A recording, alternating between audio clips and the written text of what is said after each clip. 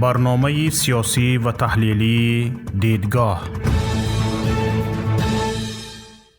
السلام علیکم و رحمت الله و برکاته. تماشابینان گرامی ما، برنامه تحلیلی دیدگاه است و شوکت محمد با شما هستم. امروز در برنامه ما درباره نفری صحبت خواهیم کرد که او نمای حقوق بشر در تاجیکستان است. مبارز برای عدالت است و همین مبارزش برای عدالت او را اسیر ظالمان کرده است. در کشور ما بعد قدرت دادن به دادستانی تا حدی که این نهاد می توانست بالای دادرس‌ها و وکیلان دفاع هم فشار آورد، شمار وکیلان دفاعی که جرأت داشتن مسئولیت کسبیشان را نوابسته از پرونده متهم به جنایت به پررگی انجام دهند کم شدن گرفت. پرونده کشایی علیه دادرس‌ها و وکیلان دفاع، تعقیب و بازداشت و زندانی کنی آنهایی که جرأت می‌کردند علیه بیدادگری های دادستان ها اعتراض کنند، باعث شد دادرس‌ها و وکیلان دفاع خود را به شرایط موافق کنند. بارزترین نمونه این مطابق شوی را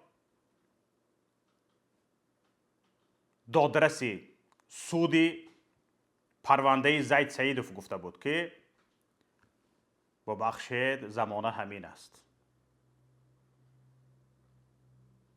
زمانه همین است گفته این دادرس یک نخبه ملی را پشت پنجره زندان کرد. از عدالت گفته نتوانست، از حقیقت گفته نتوانست، تنها چشمش را پوشید و ظالمانه گفته ظالمان را اجرا کرد. حالا این خودش را سود گفته کارش را دوام دارد. وجدانش او را عذاب میدهد نمیدهد خدا میداند.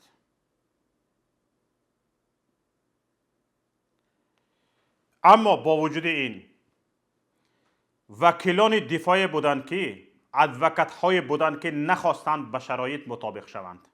زمانه همین بوده است نگفتند و در قبال این بیدادگری های دادستانی خاموش نایستادند.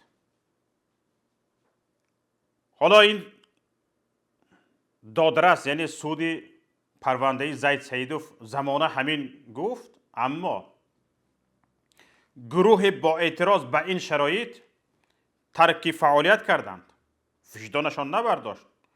گروه ترک وطن کردند و گروه دیگر زندانی و یا حتی کشته شدند،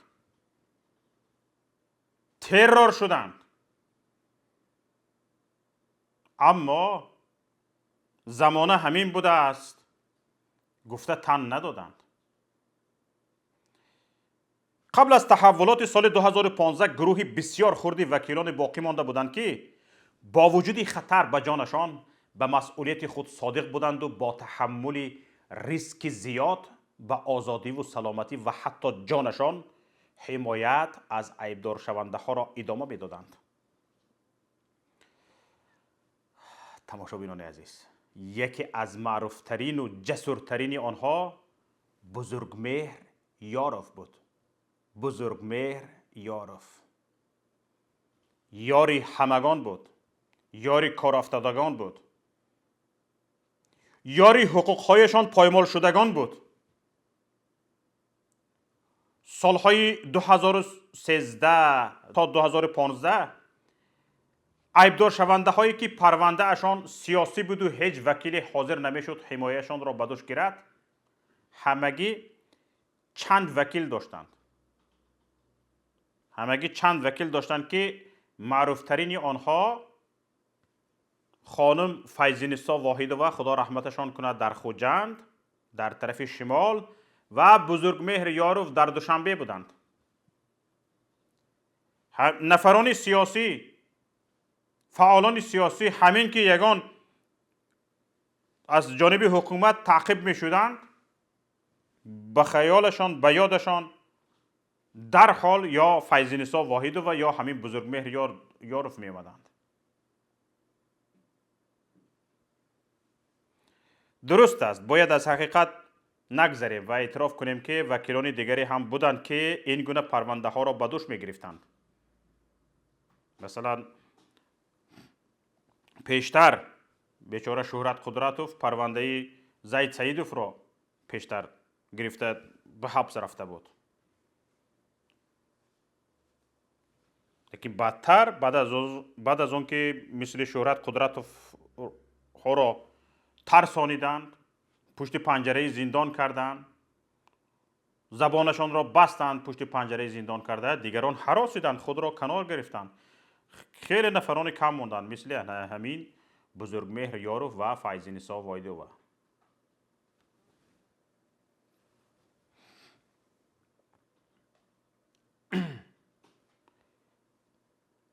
حالا در زمانی که فیض‌نسا واحدوف و بزرگمهر یاروف جان فدایانه پرونده های شخصان سیاسی و آنهایی که به این رژیم معقول نمیشدند به دوش میگرفتند، بجز اینها نفرانی هم بودند که یک کمی از خود غیرت نشان میدادند، ولی برای آنها حد وجود داشت که از آن نمی توانستند عبور کنند.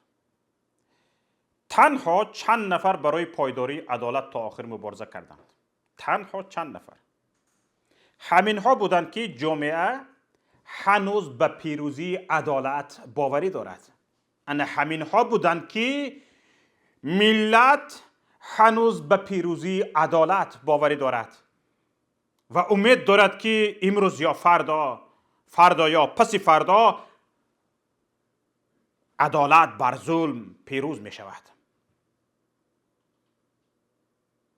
حالا ببینید، بزرگمهر یاروف برای 26 سال به زندان فرستاده شد و فیض‌نسا واحدوف ترور شد. رژیم جرأت نکرد فیض‌نسا واحدوف را که در محفل‌های ادوکاتی جهان معروف بود به حبس گیرد. حبس چنین وکیلی مثل فیض‌نسا واحدوف و آن هم زن احتمال زیادی تحریم ها را داشت.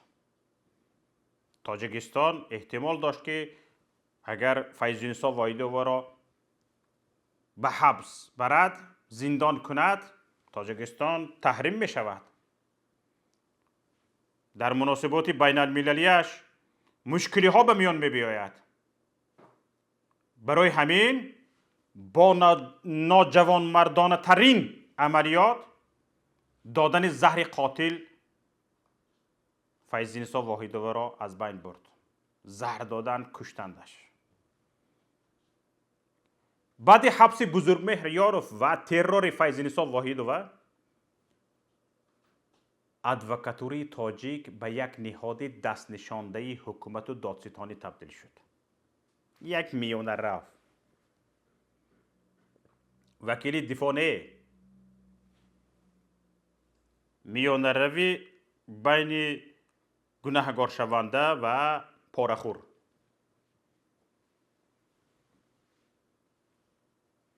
وکیل دادخواه باقی نمانده که هر مظلومی با این اطمینان که از حقیقت کنار نمی رود به او مراجعت کند.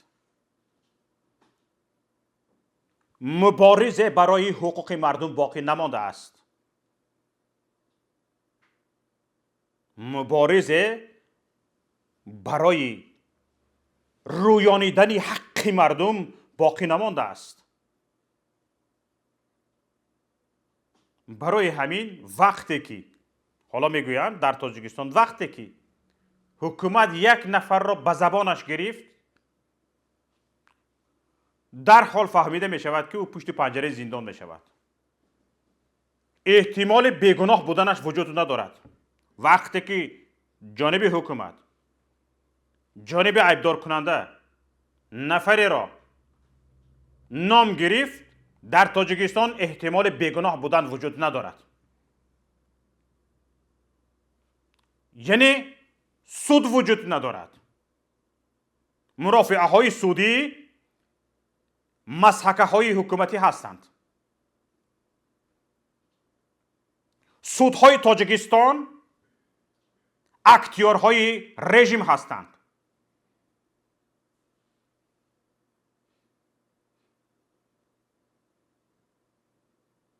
همین که به این رژیم کسی نفارید، حالا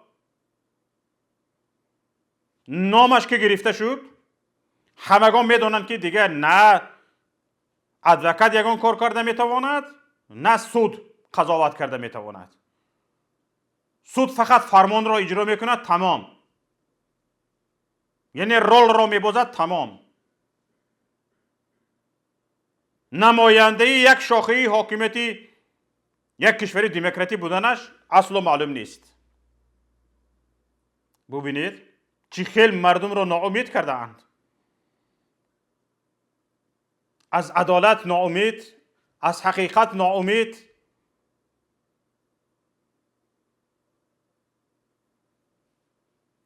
ببینید زمان خلافت حضرت عمر ابن خطاب رضی الله عنه چند نفر مردی را نزد حضرت عمر آوردند و گفتند که امیرالمومنین، قصاص ما را از این مرد بستان که پدری ما را کشته است. حضرت عمر رضی الله عنه از آن مرد پرسید که چرا کشتی؟ مرد گفت شتوری زیبایی داشتم که دوستش می داشتم. به باغ این مرد سر زد و از آن بخورد. پدرشان شتر را با سنگ زد و آن شتر مرد. من هم با همان سنگ او را زدم و او هم مرد. بعد حضرت عمر رضی الله عنه گفت که باید برایت حد جاری شود. حد چی؟ یعنی کشته شوی. میدانید آن مرد چی گفت؟ گفت که یا امیرالمؤمنین، برایم 3 روز فرصت ده. برایم 3 روز فرصت ده، چون که پدرم فوتیده و به من و دادر کوچکم یک کنز، یک مقدار مبلغ باقی گذاشته است. اگر حالا من کشته شوم، آن کنز و دادرم که خردسال است ضایع می شوند. امیرالمؤمنین میپرسند که چی کسی ضامنت می شود؟ این مرد به اطرافش نگاه میکند، همین خیل، و به یک نفر اشاره میکند و میگوید که انا همین نفر ضامن من است. حضرت عمر مینگرند که این مرد حضرت ابوذر است، ابوذر غفاری. میگویند ابوذر ضامن این مرد میشوی؟ مردی که حضرت ابوذر غفاری نمیشناختندش. حضرت ابوذر غفاری میگویند بله ضامنش میشوم. حضرت عمر میپرسند که تو را نمیشناسی؟ این مرد را نمیشناسی؟ اگر فرار کرد، انا همین حد را به خودت جاری میکنم. ابوذر میگویند میدونید چی میگویند؟ میگویند که من ضامنش هستم، بگذار برود. آن مرد که بالایش باید حد جاری شود بود، میرود و 3 روزی وعده کردهش میگذرد، در یکی از او نمیشود. نزدیک بود که حد به ابوذر غفاری صحابه بزرگ رسول الله جاری شود، چون که حضرت امیرالمؤمنین عمر ابن خطاب گفته بودند که ابوذر اگر این مرد مهلت 3 روز گشته نبیاید، حد را به تو جاری میکنم. 3 روز میگذرد، 3 روز میشود، نمی بیاید. او نزدیک شام بود که آن مرد با اثری خستگی در چهرهش وارد می شود. نزد عمر ابن خطاب می آید و می گوید کنز را بیرون آوردم، و برادرم را هم تأمین کردم. اکنون می توانید حد را بر من جاری کنید. حضرت عمر ابن خطاب می پرسند این مرد چی چیز وادارت کرد که تو برگردی در حالی که می توانستی فرار کنی؟ می دونید این مرد چی می گوید؟ می گوید که ترسیدم که بعد از آن خواهند گفت وفا به عهد از بین مردم رفته است. اگر من می رفتم و بر نمی گشتم وعده کردم که بر می گردم. بعد از آن مردم می گویند که به عهد وفا کردن از بین مردم رفته است. حضرت عمر ابن خطاب رو به ابوذر می کنند و می گویند که تو چرا ضامن شدی در حالی که نمی شناختی؟ حضرت ابوذر غفاری می گویند ترسیدم که مردم می گویند که نیکی از بین مردم رفته است. ان همین جا وقتی که این گپ ها شنیده می شود فرزندان شخصی کشته شده از این گپ ها متاثر می شوند و می گویند که ما او را بخشیدیم، این مرد را می بخشند. حضرت عمر می پرسند که چرا بخشیدید؟ می گویند که اگر نمی بخشیدیم شاید می گفتند که عوف از بین مردم رفته است. ببینید امروز بزرگمهر یاروف ششمین بار زادروز خود را در زندان پیشواز گرفت. ششمین بار. هیچ چیز جز عدالت خواهی او را پس دیوارهای زندان نبرده است. هیچ چیز جز عدالت خواهی او را پس دیوارهای زندان نبرده است. او می توانست زندان نرود. چند شرط را اجرا میکرد بس بود. بزرگمهر یاروف خود را قربانی کرد و دیگر کسی در جهان نمیتواند دعوا کند که در تاجیکستان مبارز برای عدالت و حقوقهای مردم وجود ندارد. تنها دست کشیدنش از حمایت اعضای ریاست عالی حزب نهضت اسلامی تاجیکستان کافی بود که کسی به بزرگمهر یاروف کار نگیرد و به فعالیتش ادامه دهد. همین قدر بس بود. ولی بزرگمهر یاروف راضی شد پس پنجره های زندان رود تا هرگز کسی دعوا کردن نتواند که در تاجیکستان وکیلی که مسئولیت حمایه مردم را از آزادی خود بالاتر می‌داند وجود ندارد. صبح 28 سپتامبر سال 2015 به اتاق کاری بزرگمهر یاروف گروهی از کارمندان ریاست مبارزه با جنایت‌های متشکل وارد شده گفتند که سردارشان بزرگمهر یاروف را به صحبت دعوت می‌کند و از او طلب کردند که همین حالا برخیزد و با آنها به نزد سردارشان رود. زیرا به گفته آنها سردارشان منتظر شدن را دوست نمی داشته است. می دانید بزرگمهر یاروف چی پاسخ داده است؟ می دانید؟ بزرگمهر یاروف می گوید که کار با پرونده های مشتریانم برای من مهمتر حتی از دعوت خودی امام علی رحمان به صحبت است.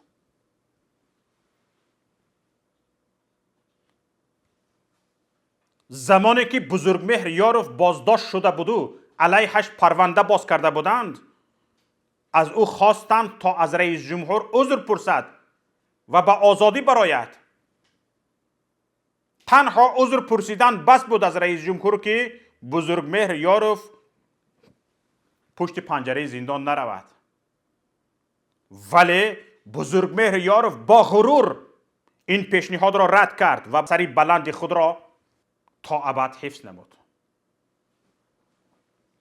انا همین طور تماشابینان عزیز بزرگمهر یاروف با ایستادگی و غرورش امید مردم به آزادی را حفظ کرد و به نماد حق جویی و عدالت خواهی تبدیل شد. بزرگمهر یاروف در زندان است، در زندان شکنجه و تهدید می شود. کمتر از زندانیان دیگر حق و حقوق دارد، اما غرور و ناموس و شرف و جوانمردیش را حفظ کرده است. وجود چنین جوانمردی حتی در زندان به مردم امید می بخشد. این امید را که روز او و دیگر یارانش از زندان رژیم آزاد می شوند و به حمایت از مظلومان ادامه می دهند.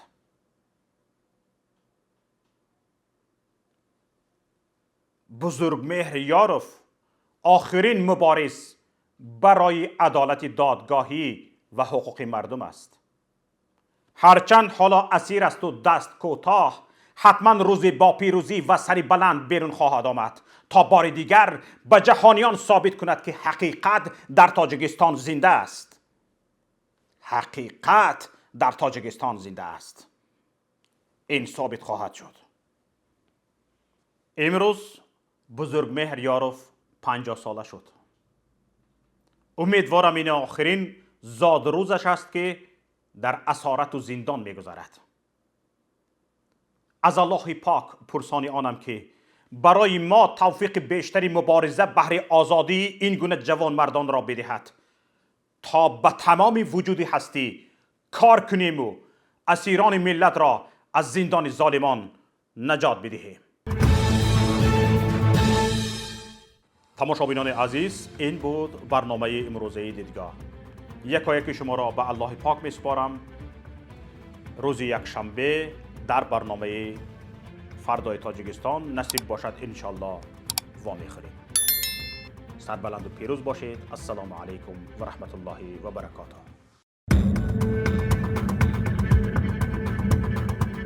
برنامه سیاسی و تحلیلی دیدگاه